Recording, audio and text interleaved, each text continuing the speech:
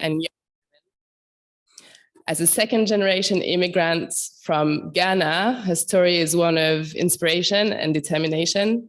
She was recognized as one of the most influential people of African descent. It is my immense pleasure to invite to the stage Deniece Laurent-Mantey for our first keynote address.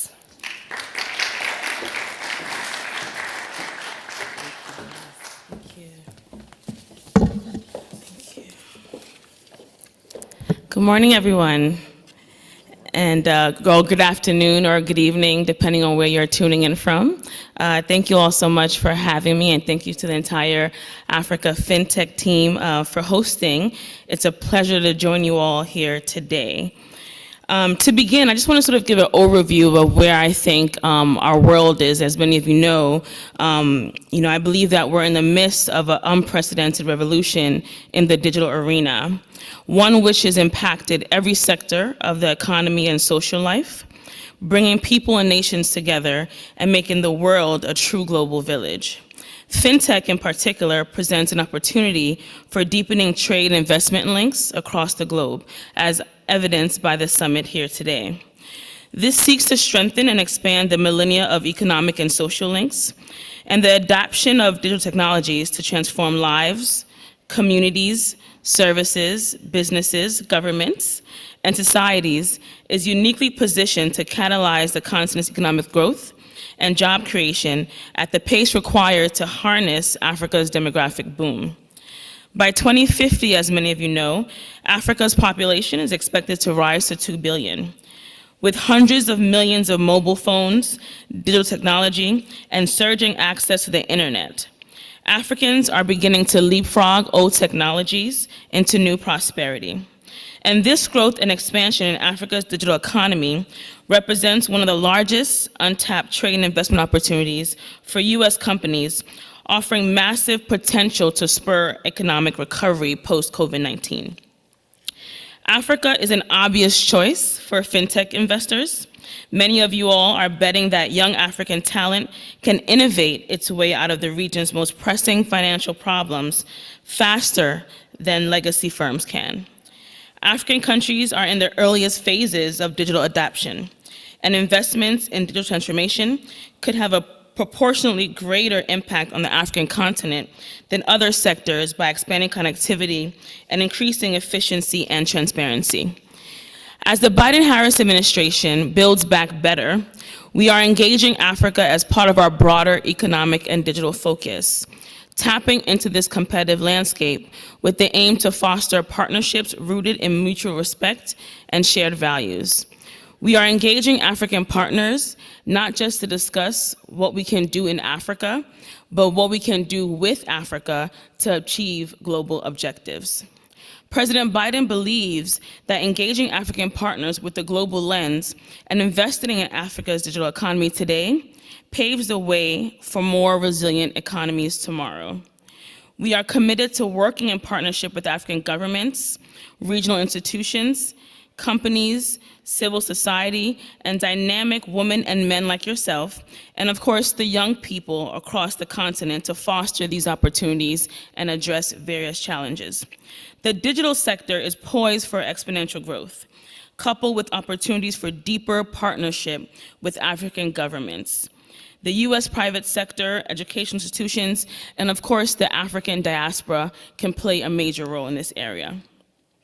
Africa's internet economy could contribute more than $700 billion in economic value to continental gross domestic product between 2020 and 2025.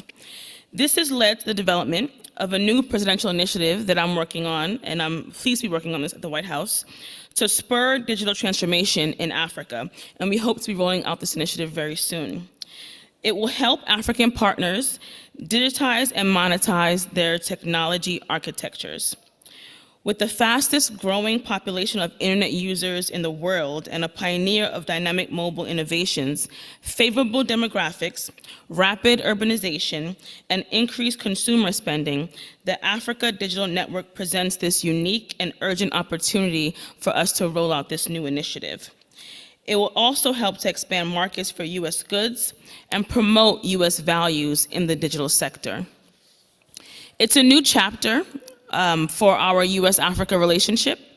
And the United States seeks to be an ever more willing partner and a credible partner to Africa's governments and its people.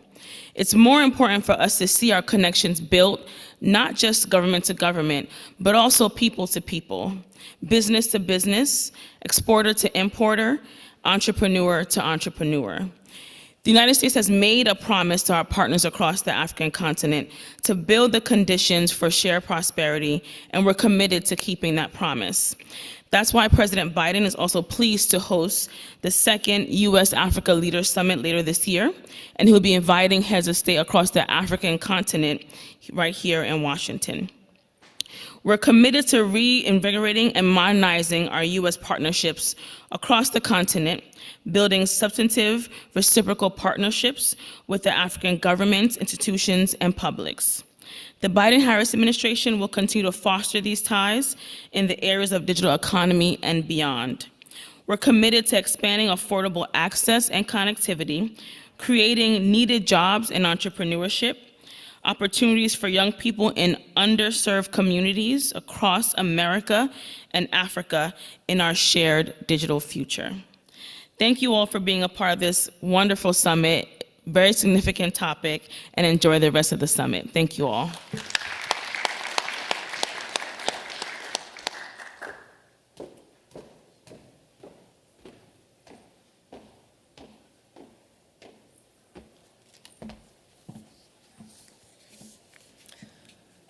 So if you remember, in 2016, the UAE made quite the buzz by appointing a Minister of Happiness. I thought that was the coolest thing. Well, guess what? Our next speaker, Tosin Inyo Lorunda, is the CEO of Team Apt, and he is on a mission to create financial happiness.